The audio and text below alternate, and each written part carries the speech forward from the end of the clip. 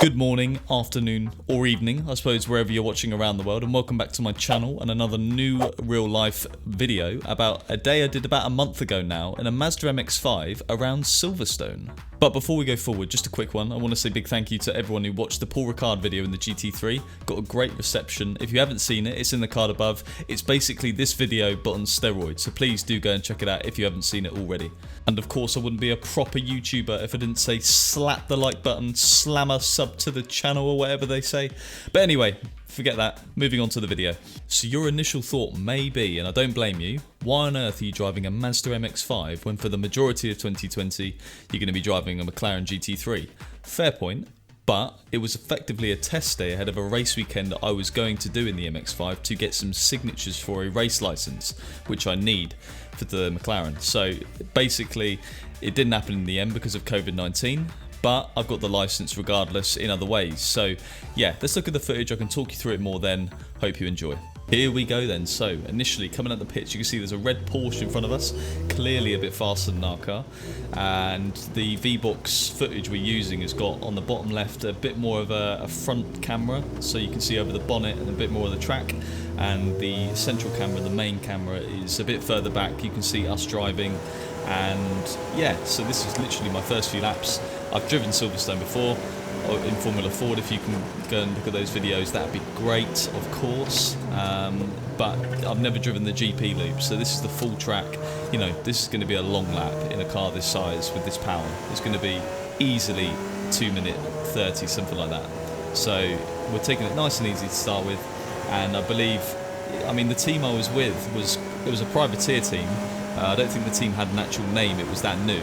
But Martin Plowman was the guy running the team, and these were fairly new Mazda Mx5s, and it was just a case of do as many laps across over the course of the day as possible, and the day stretched from 10 AM to I think 4 PM, and yeah, I think I did in the end about almost 100 laps, which on a track this big is quite a lot. So great experience, loads of track time. I could try different things. It wasn't so fast that it was going to scare me. So you could try a lot of things just to get used to the driving technique. I've got to admit, it did feel a lot like the iRacing version of the MX5 in many ways. And you can see there's another MX5 in front of us, and we do catch them up and overtake them quite quickly. So yeah, I do get on the limit fairly quickly, but there's always those few temps to find in various areas, especially on a track like this size. You know, if you find a tenth in each corner, you're looking at a serious lap time advantage. So the most frustrating thing about track days is traffic, and there was loads of it in many different forms. Some cars run in laps, and you can't overtake on corners. So that's the most frustrating thing, and trying to get a clear lap is nearly impossible. But later in the day I did get quite a few, and I'll show you my quickest one from this camera view, and you'll understand what I mean by that later. But let's have a little look at this lap quickly. So here we go then, going into turn 1 of the GP loop, which is, well, I can't remember the corner name actually, but you see get quite a lot of oversteer on the entry. We probably lose a little bit of time there, to be fair. Hug this left-hander quite tight, and then we brake just before the curb starts on the left, down a gear and then down another gear, heel and toe, of course, because it's a manual gearbox, H pattern, a different technique of driving altogether. Leave it in third here. You hug it quite tight because you're not going to gain a lot of time, and we actually get a massive oversteer moment there. So down this whole next straight, we're going to be really compromised from that. But you know, we're not qualifying, we're not racing. We're not looking for the perfect lap here. I'm just trying to be as quick as possible and learn as much as I can as the point of a test day. And then going into Brooklands, I believe this is, brake at the cone on the right, and then down a gear. Hug this quite tight, use all the curb on the left. You can use so much curb, it's ridiculous. And then I kind of smoothly throw it into this corner, come out a little bit wide, not too much, and then stamp on the power pretty much straight away. There's not enough power in the car to get any oversteer in that particular section, so you can carry a lot of speed. Take a bit of curb on the right, and then this bit's just, yeah, you're waiting quite a long time on the straights because it's not that fast, if I'm being brutally honest. And then it's just a little lift into Cops. Down a gear just to keep the revs up quite a lot, and then on the power pretty much straight away. No hairy moments, no oversteer. If anything, that was a bit too safe. But then going into Magnus Beckett's, this is fun. This is a very cool section in any car. Down a gear, lots of curb on the right, then a late apex on the left.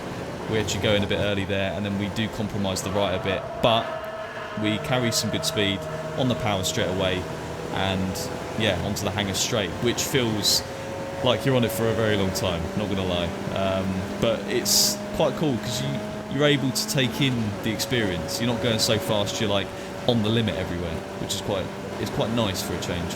And then going into Stowe, down a gear, hug it quite tight, and then get on the power straight away. You can use some track limits on the left. Whether you would be able to on the race weekend or not, I'm not sure, because it never happened in the end because of COVID-19. And then into this section, this is the trickiest section in my opinion. Quite late on the brakes, down a gear, heel and toe, and then on the power straight away, little lift, I think on the right, maybe not, maybe that is flat if I remember correctly. And then obviously the final corner is easy flat, up into fourth, and that is the lap, 2:36.24 seconds, so a really long lap. And there's so much time in it, don't get me wrong, there really is. In car setup and then my driving as well. I did go faster later in the day, but we didn't get it from this camera view, we got it from a different camera view, which I'll show you very shortly. But before I show you that, I want to quickly show you what happened towards the end of the day. I got the best of both worlds on my test day. I had dry at the start and then wet at the end, and it got very wet, as Britain does. It poured down, and it was an experience in itself because the Mazda Championship uses the same tyres like the Formula 4 does in the wet and the dry. So you have to really know where the grip limit is in both conditions. So, you know, for me, perfect, because if the race weekend was wet or dry, I'd have experience in both conditions. And it was an interesting, I mean, it wasn't wet for very long in terms of the test day, about an hour, but I still got a fair few laps under my belt. And we'll quickly have a look and see how I got on and see if I can find my quickest lap in the wet. Now, actually, that was probably a silly thing to say because it got so much wetter as the session went on. Even if I was driving better, it would have been slower anyway, so you can't really take anything, you know, in terms of where my quickest lap was. But let's look at the final lap, because it was soaking and I was behind, I think this is a Radical or something, on the exit of turn 1, so, you know, clearly a faster car, but he's not pushing at all. So I still want to push, I still want to try and find the limit, obviously without crashing, but, you know, I didn't know how long this session was going to last, but it turned out to be the last lap of the day. I think there was a red flag and then we just called it after that. So you can see, compared to the dry lap earlier, just so much slower. We're using wet lines, you know, because we've got a dry tyre effectively, or an intermediate tyre, we can't really use the dry lines like you would with a wet tyre. I mean, Silverstone in the wet is really grippy because they recently resurfaced it. So there's still a lot of grip. You know, if you went to somewhere like, you know, Anglesey or something like that, it was horrible, it was so slippy, whereas this is a lot better. And you can see we carry so much speed onto the wet line, then it just grips up mid-corner, so you can just pin the throttle again. And going into this kind of slow section where you'd expect it to be, again, really slippy. To be fair, it is, but you can still run it quite a lot of speed into the wet line and then just kind of pin the throttle on the exit and it's fine. So yeah, I was really surprised with a car of this low level grip. You could push a lot, and you can see on the exit of this corner, actually, I forgot to say earlier, there was a massive runoff there, and now they've put a gravel trap there instead, obviously because they've built the hotel. Yeah, for some reason they've done that, and it does change the dynamic of that corner a lot. Obviously it's an easy flat right, but if you go slightly too wide, you don't have all that runoff. And then we're hugging the outside all the way through this new section of the track, braking fairly late, and we try a dry line there. We're just off the wet line, so we don't go all the way out wide, but we're just enough that we're off that slippery rubber, which you want to try and avoid in the wet. And the loop, nice and easy, pin the throttle on the exit. Can't remember if this left was flat in the wet or not.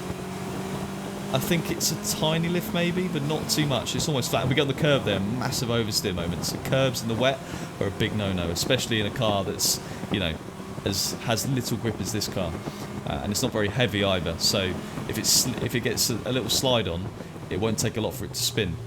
And Brooklands, we run it quite wide. Obviously on the dry we were hugging the curb on the left, but we're, you know, really exploiting the wet lines. And Luffield is a joke. I mean, you literally go all the way out wide, and I'm pretty much on 3/4 throttle the whole way around the corner, pin the throttle in the exit, fine.